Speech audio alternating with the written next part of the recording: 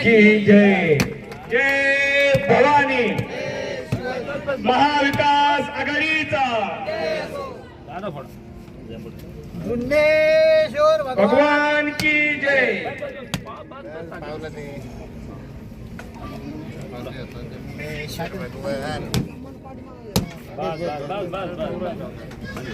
बापू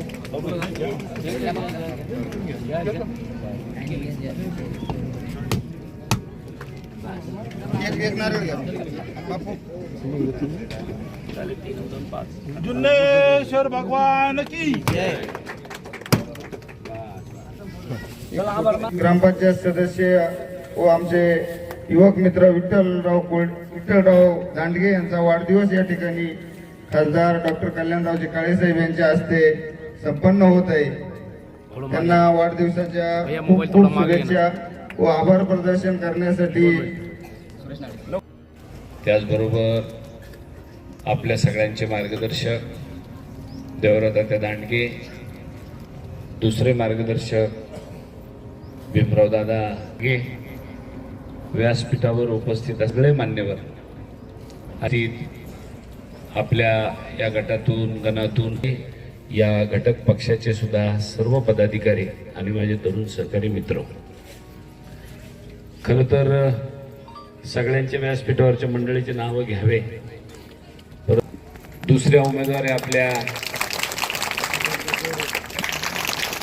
आणि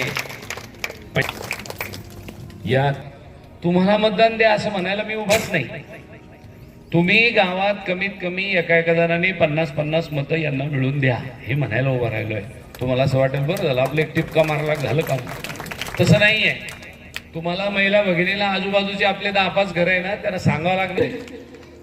खरं तर हे हा लोकशाहीतला सण आहे। परमपूज्य डॉक्टर आंबेडकरांनी जी घटना लिहिली त्याच्यामध्ये आपल्याला या देशाचं मालक केलं।